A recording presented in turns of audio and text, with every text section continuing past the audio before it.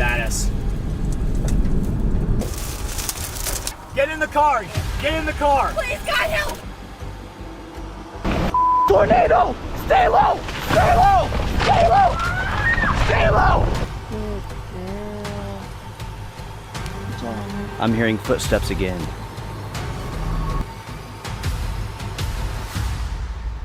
Holy crap!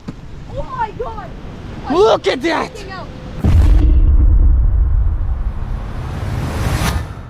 Freddy, a devoted storm chaser and YouTuber, was monitoring an intense weather system developing nearby. Radar images showed tight circulation, and he could feel the atmosphere shifting.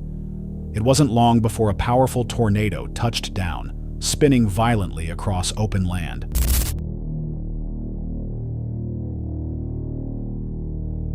This is one of the most insane things I've ever seen. I can't believe I'm looking at this right now.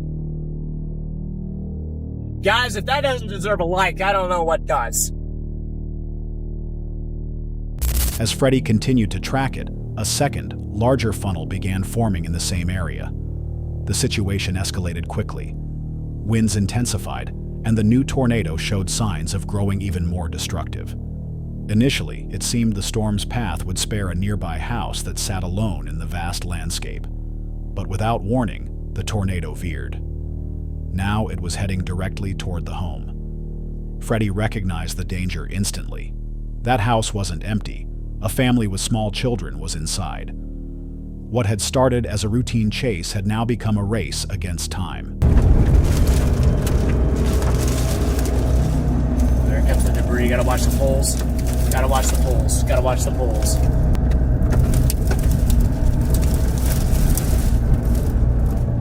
The tornado struck with devastating force. The house couldn't withstand it. Within seconds, it was torn apart. Debris flew skyward, and the structure was erased from the ground.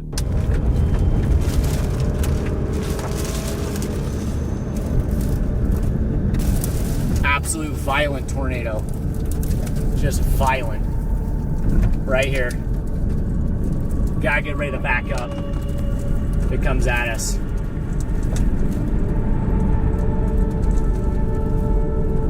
Gotta get ready to back up if it comes back toward us.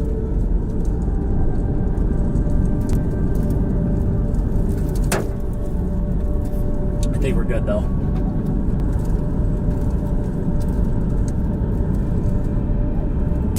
Gosh, oh my gosh. There's people. There's people.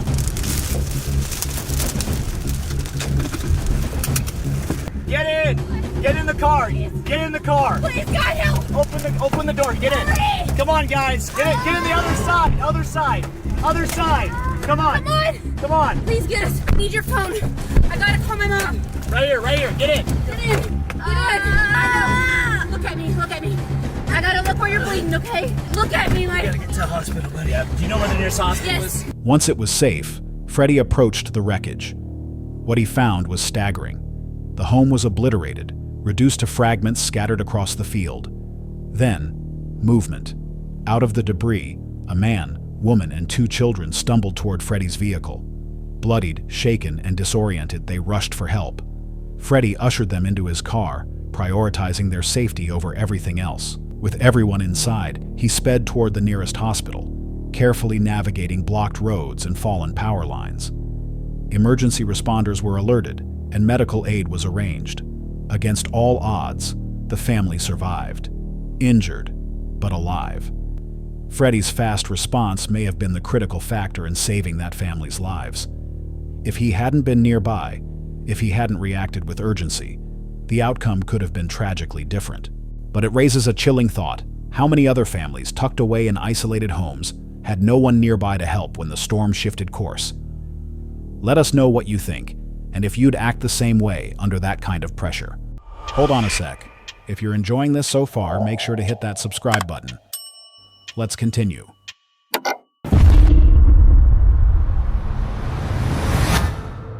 July 30th, 2025. Halewa, North Shore of Oahu, Hawaii. Blue Planet Surf is a YouTube channel known for ocean adventures, surfing sessions, and laid-back moments on the water. But on this day, the waves weren't playful. As the morning sun lit the Anahulu River, something began to shift.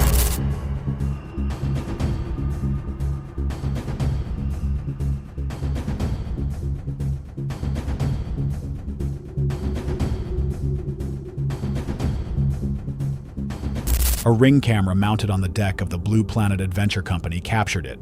First a quiet pull, then a sudden rush. No forecasts could prepare them for what was about to unfold. And as the water surged forward, the question wasn't if it would reach the building. It was how far it would go.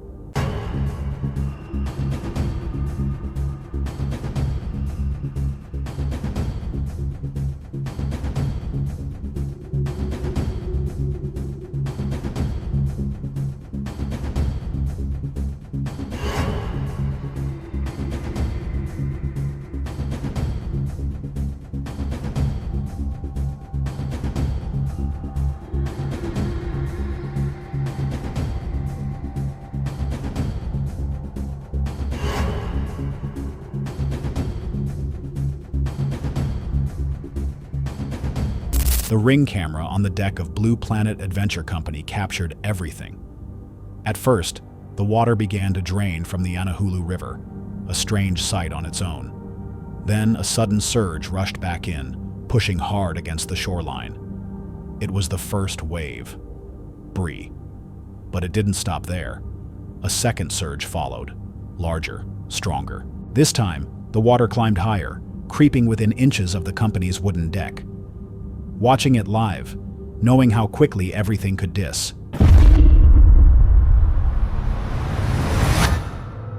It was a peaceful summer morning in a remote forest of Canada. Tyson, along with his younger brother and a friend, had ventured deep into the woods for what was meant to be a relaxing camping trip. The forest greeted them with golden sunlight filtering through tall, ancient trees, a picture-perfect backdrop for a quiet getaway. By mid-afternoon, they had set up camp and were enjoying casual conversation, unaware that the calm was about to shatter. At 4:30 p.m., a sudden alert on Tyson's phone changed everything. Environment Canada has issued a severe thunderstorm warning. Mobile coverage area, take cover immediately if threatening. Well, I'm going. Holy Dark skies, a sharp drop in pressure, and wind picking up with disturbing speed. They scrambled to secure their belongings, but the storm moved in faster than they could react. What had been a quiet, sunny day turned into chaos. Ferocious winds tore through the trees, snapping branches and toppling trunks like matchsticks. The once serene campsite became a war zone. The three of them huddled inside their makeshift tent as the wind howled louder, shaking the fabric with every gust. Rain pounded the ground. Leaves and debris lashed against the structure. Tyson tried to keep the others calm, but fear was setting in fast. No one knew if their shelter could withstand the storm's wrath. Tornado! Stay low! Stay low! Stay low! Stay low! Stay! Stay! Stay! Stay low! Is it leaving? No! Stay! Stay! Stay! Low, buddy! Stay! Stay! Stay! Stay! Stay! In this small ball! In this small ball! In this small ball! Stay low! No! No! We're good! We're good! We're good! No, we're dying. We're dying. We're dying. No! Stay! Stay! Shit, bro! Oh my god. Tice. Stay! Stay! Stay, Miguel. Stay! We're gonna wait. Holy shit! Tice, please don't make me. C'est good, on est good. Sir, 100%, sir. Please, God, please, please. God, s'il vous plaît. Oh my god. No. Stay low, stay low. No. Stay. Tice. Holy Tice, please. Stay. Please, God, please. God, please. Tice. S'il vous plaît. C'est good, on est good. On est bon. On est good. On est carré.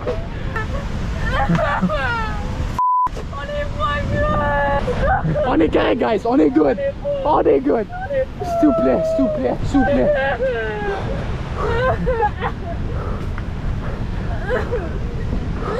S'il vous plaît, Paul. Please go. J'ai terminé. I don't wanna die. Non, restez en bas. Restez ici. Non, mais regardez pas dehors. Regardez pas. No, no. Yo, we never get this weather here. We never get God, that. please. God, please. God, please. Holy my God, guys, you don't understand. Oh, no, God, please. God, please. Stay here, stay here. Stay. Please. God, please. God. I hope you brought this up. Reste à bas, man. Toutes les arbres cassent. Les arbres? No! On reste ici. On est safe avec l'arbre. L'arbre nous a tombé dessus ici. We're good. On est good? We're safe. Qu'est-ce qu'on fait? Oh, je peux aller On avec reste... les Yo, là, je te comprends, man. Même moi, je suis juste à 2 pouces. I'm holding it in. On reste ici, man. No, No. I don't want to die. No, we're good. We're good, bro. Stopping. It's stopping. No. No, it's not. Ça va passer. Ça peut pas être une autre fois. No, oui, ça peut. Oh, mom's gonna freak the out. What do we do? En plus, Yo. il faisait soleil. Il faisait beau soleil. Ça hit out of nowhere. I don't get it. I don't freaking get it, man. Broken dirt stuff. Yo, I can't see. Let me go. Stay right here. Holy Outside, the forest was breaking apart. The roar of the wind drowned out everything else. The boys clung to the floor of the tent, bracing for impact as each minute dragged on like an hour. They could do nothing but wait and hope the structure would hold. When the worst of it passed, they stepped out into a different world. The forest had been torn apart. Fallen trees blocked paths in every direction, and shattered branches littered the ground. The tent was damaged but had somehow protected them. Shaken but alive, the group made the decision to leave immediately. Their goal now was simple: find a way out of the wrecked forest and get to safety. Tyson's quick reaction and the group's decision to shelter in place likely saved their lives. The storm arrived with almost no warning, and had they been out on a trail or still packing up, the outcome could have been far worse. But here's the unsettling part. What would have happened if the tent hadn't held?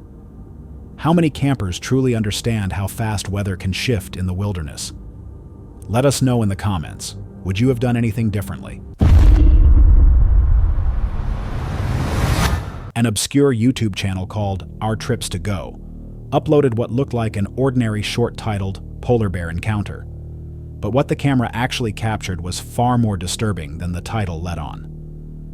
The man filming was casually walking toward a secluded cabin, deep in what appeared to be a quiet, remote campsite.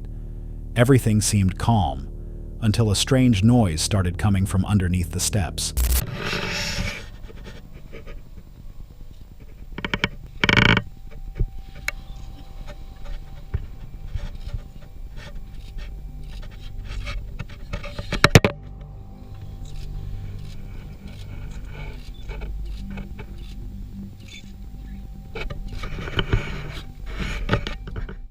At first, he didn't think much of it, assuming it was just some distant animal sound.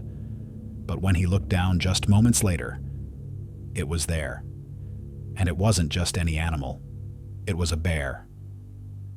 As the bear slowly crept forward, so did the man's fear. Then, in a moment that sent chills down the spine, the bear reached out with its paw, almost as if trying to pull him down. Just like that, the bear slipped out of frame. Whether it circled behind or simply backed away remains unclear. But before the situation escalates, the video abruptly cuts to black. Some believe this was a chance encounter, a wild animal drawn to food or scent. Others wonder if the cabin had a history of attracting predators, something the uploader may not have known. What really happened after the camera stopped? Did the bear return? Did the man escape unharmed? Or is there more to this story that never made it online? That's all for today. If you enjoy unsettling encounters like this, make sure to subscribe and check out the video linked on screen. You won't want to miss what's next. Roaming Reckless is a channel known for its raw honesty, where solo camping isn't glamorized, but shown for what it truly is: unpredictable, gritty, and often deeply unsettling. In this episode, Maria heads out for a solo car camping trip with her dog Tazzy, aiming for a peaceful night in the remote North Georgia mountains. But what starts as a quiet getaway quickly spirals into a confrontation with nature in its most unforgiving form. Even before the real trouble began, challenges were already stacking up.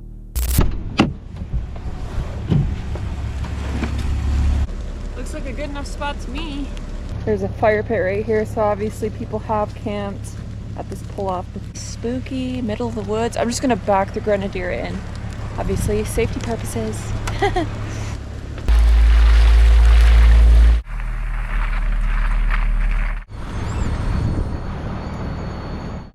Dip, leveling out.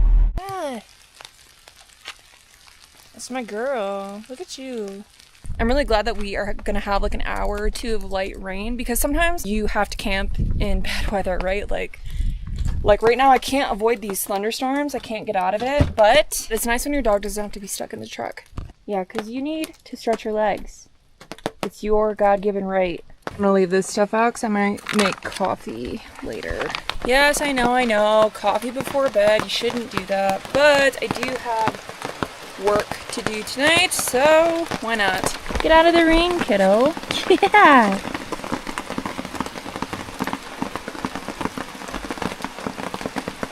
Gotta love having humility. Guess we didn't have as long with light rain as I thought. Oh, your food's right there. I know. This is my first meal of the day. Breakfast. I love that I never changed out of my Birkenstocks into my waterproof boots. Also, where's my raincoat? It's like, I have better gear than I'm using. I just don't think about it. Birks are soaked. Maria had no rain gear, no warning, and a growing storm was already showing on the radar. A last-minute stop at an outfitter and a gifted REI card gave her just enough supplies to continue. Still, the skies were already dark as she pulled away from town. She entered the forest, hoping to find a quiet, isolated pull-off far from any crowds. This is what I used to do with Blue.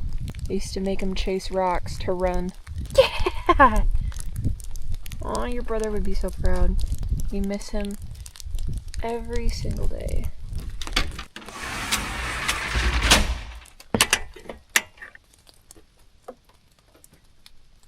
Ready, kiddo? Yeah. Tazzy, we gotta get your paws. One paw left, one paw left. Alright, there you go, kiddo.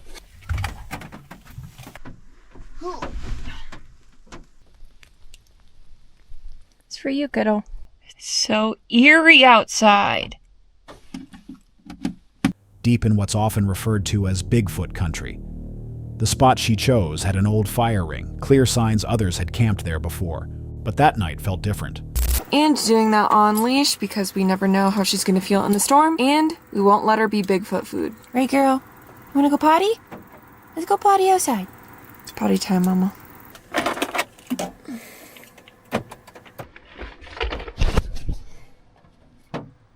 Here we go. Oh my gosh, talk about the creepiest campsite ever. You guys, how creepy is this?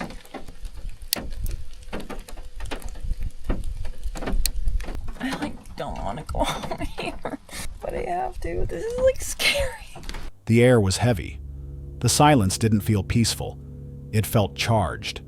And the storm hadn't even started. Maria talked to Tazzy, tried to keep things light, joked about drinking coffee before bed, and even planned to watch a few downloaded episodes of a Bigfoot documentary. But her energy, though upbeat, was clearly covering a rising sense of unease.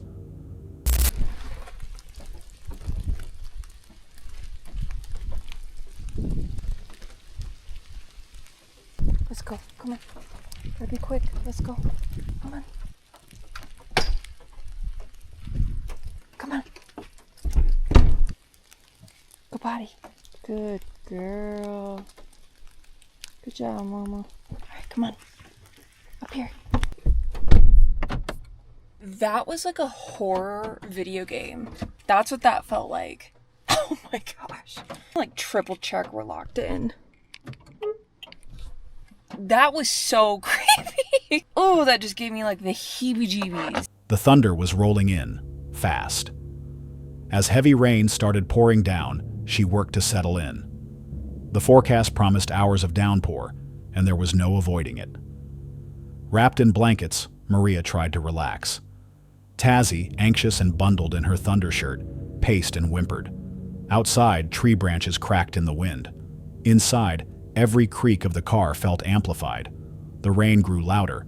Visibility dropped. Fog surrounded the vehicle like a curtain, turning the forest into something claustrophobic. Maria decided to take Tazzy out for one last walk before the worst of the storm hit. But stepping into that thick fog was like walking into another reality. The flashlight barely lit the trail. Every branch cast a shadow. Even Tazzy, usually curious, seemed hesitant. Back in the car, Maria triple-checked every lock. The storm hit hard after midnight. She tried to distract herself with her phone, but sleep was out of the question. The wind howled, the car rocked slightly, and Tazzy shook through every boom of thunder. By 3 a.m., the worst had passed. The thunder faded, and the rain became a steady patter. Maria stayed still, listening. Not every haunting comes from something supernatural. Sometimes, it's just the storm. The morning brought no sunrise, just a pale gray sky and soaking fog. Tazzy, already recovered, played happily among the wet trees. But Maria moved slower. She stepped out of the vehicle with her coffee, scanning the ridgeline. The quiet was eerie, like the forest hadn't fully reset. Some viewers speculate about the timing, the tension, the fog, the area's reputation for Bigfoot sightings. But others point to something simpler: the isolation and raw force of the storm itself. No cryptid needed, just weather and fear. So what really unsettled Maria that night? Was it just the storm? Or was there something else in the woods watching from the shadows, never needing to show itself? Jake, the creator behind the Outdoor Gear Review, is known for venturing deep into the most rugged and remote corners of the wilderness. His solo expeditions often bring viewers along for peaceful escapes.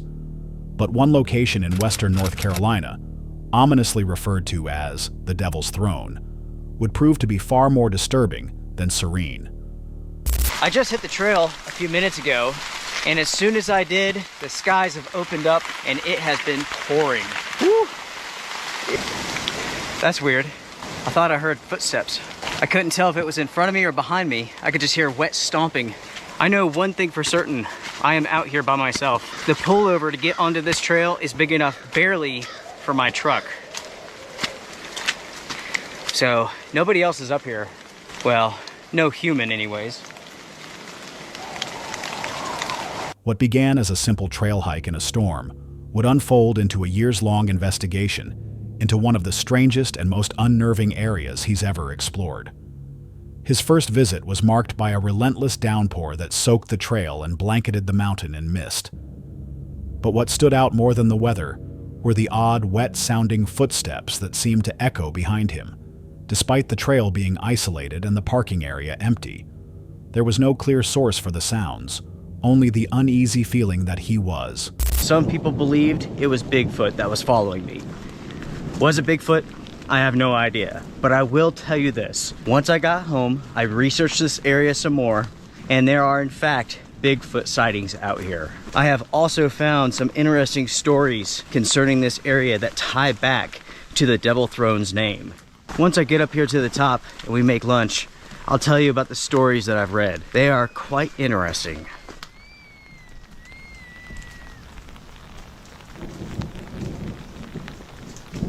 A year later, Jake returned, this time with more knowledge. He'd uncovered local legends tied to the Devil's Throne, tales of a dark-eyed witch, sightings of large cryptid creatures, and long-standing whispers of strange happenings in the region. That second trip brought more than folklore. As he climbed higher into the mountains, it was storming the entire time. Water was just racing down this trail here. And as I was hiking up this mountain here, I started hearing footsteps. Something was behind me and following me. As I hiked up the mountain here, it continued to follow. Once I got to the top, I didn't hear it anymore. But as soon as I started back on the trail to go back, it was there with me. And it followed me all the way down to the parking lot. Strange howls echoed through the trees. And again, the sense of being followed clung to him, never visible but always felt. Determined to get answers, I take off running, I can find nothing. I make it back to my pack, I'm hearing footsteps again. Jake made a third journey. This time he planned to stay overnight on the mountain itself. But before he could settle in, an unsettling discovery. Loud movement nearby and invisible footsteps pacing around his location. He searched, found nothing, and returned to his gear, only to hear it again. Showers with thunderstorms possible after 4 a.m. Some of these storms can produce heavy rainfall, patchy fog after 11 p.m. Windy, south-southeast winds 22 to 32 miles per hour with gusts up to 50 miles per hour. Rainfall amounts between 1 to 2 inches. That, everyone, is the official forecast. We also have a hazardous weather outlook in place. A powerful storm system will impact the region this evening into tonight, bringing heavy rain and severe thunderstorms. The main threats from these storms are going to be damaging winds and tornadoes. They were not calling for this earlier. A strong tornado or two cannot be ruled out. Additionally, locally heavy rainfall may result in flash flooding conditions. There's a wind advisory in place. Strong to severe thunderstorms may redevelop Sunday afternoon, but the confidence is low. As night approached, the weather worsened. A severe storm system had developed, complete with wind warnings, heavy rain, and potential tornadoes. Visibility dropped as thick fog rolled in, trapping him beneath a large rock overhang. From that shelter, he endured a long, anxious night as strange noises returned. Maybe it's the atmosphere, maybe it's the conditions, maybe it's the weather coming in, I don't know. I think the best way to describe it is like a weight on my shoulders, a level of stress that I don't normally have, you know? I made it to the top and all of a sudden I just started feeling it. And that does go hand in hand with the legacy, with the history of this place, with the mythology, whatever you want to call it. This place is just so unique. Pretty loud too. Closer. Unfortunately, it's too foggy, the rocks are too wet to go mess around in the dark. I have to stay right here. Basically, I'm hunkered down for the night. That is so weird. I mean, what the hell is that?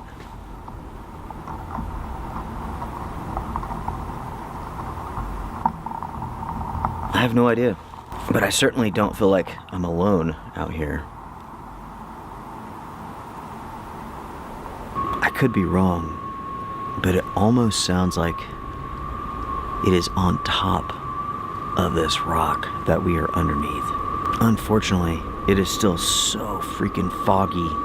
I don't feel safe trying to exit this area right now. It's been a weird night, and it continues to get weirder. The little stream that comes through here could begin. I've been dozing for about an hour, and what woke me up was the sound of the roaring wind. You can hear it. It's high level, high above this rock here, but it is roaring. My plan is to turn the light back off and try to get as much sleep as possible. Some of them seeming to come from directly above. He stayed through the storm. Howling winds shook the trees, rain poured down, and the unsettling sounds never fully stopped. With this trip here, I accomplished exactly what I want. I wanted to come here to the Devil's Throne, and I wanted to experience what it was like to camp out at it. I didn't really want to sleep. I wanted to be awake for anything that happened. Did anything happen? Yes and no. I heard a lot of weird stuff, but I didn't actually see anything. At one point in time, it sounded like something was on top of this rock. A long period of time, I've done everything that I wanted to do up here. It's hard to believe, but I've been coming out here for over 3 years. 3 years, everyone. And I still have no idea what exactly is going on. The truth is, I doubt I will ever know. Some things are just a mystery, and I think that's how it's going to be here with the Devil's Throne. And that's okay. Not all mysteries need to be solved, right? We'll just let this one be. Everyone, if you enjoyed this episode, hit the thumbs up. I do appreciate it. When morning came, he emerged to a flooded trail and soaked forest. While nothing ever stepped into the light, the sense of something watching never lifted. After 4 trips over 3 years, Jake finally walked away from the Devil's Throne. No closer to an answer, but certain he would not return. This case is as much psychological as it is environmental. The Devil's Throne is steeped in folklore, and the line between local myth and personal perception becomes increasingly thin in such isolation. Add in extreme weather, a dangerous trail system, and unexplained noises, and the mind begins to fill in blanks. Was it an animal, a cryptid, or just the weight of fear pressing down in the silence? Jake's decision to document and observe without trying to explain every detail shows a rare restraint. He never reached for a supernatural answer, but he also never dismissed what he felt. So what do you think was stalking the ridgeline of the Devil's Throne? A wild animal? Something paranormal? Or just a trick of the elements and a restless mind under stress? Let us know what you believe. Some places don't give answers. They just leave you with questions and something watching in the dark. That's all for tonight's video. Which encounter gave you chills? Let us know in the comments below. Got your own experience? We want to hear it. And whatever you do, don't miss what's coming next.